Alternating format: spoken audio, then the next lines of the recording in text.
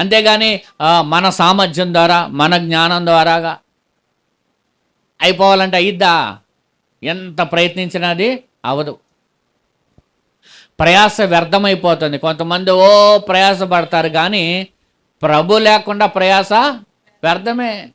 నువ్వు ఎంత ప్రయాసపడినా. అందుకే యెహోవా ఇల్లు కట్టించని ఎడల కట్టువా అని ప్రయాస. నువ్వు ఎంత ప్రయాసపడినా ఏదో రకంగా అది వెళ్ళిపోద్ది.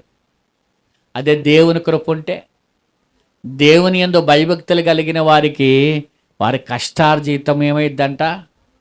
అనుభవిస్తారంట వాళ్ళు.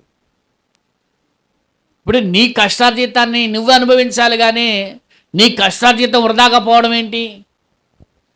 చాలామంది కష్టార్జితం వృధాగా పోతుంది. కష్టపడతారు పాపం, రాత్రి పగలు రెక్కల ముక్కలు చేసుకొని కష్టపడుతున్నారు. భార్య భర్తలు కష్టపడే వాళ్ళు ఉన్నారు. ఎంత కష్టపడినా కానీ అక్కడ ఏం నిలవట్లేదంట. చెప్పండి, కష్టార్జితం నిలవట్లా, ఏమైపోతానే తెలియదు. దేవుని కృప లేకపోతే అంతే. దేవుని కృప అంటే నువ్వు సంపాదించింది 100 రూపాయలైనా అందులో కొంత దేవుడు నిలబెడతాడు నీకు. లేదా ఆ 100 రూపాయలు కూడా నువ్వు తృప్తిగా తినే కృపను దేవుడు నీకు ఇస్తాడు. గట్టిగా దేవునికి స్తోత్రం చెప్పండి.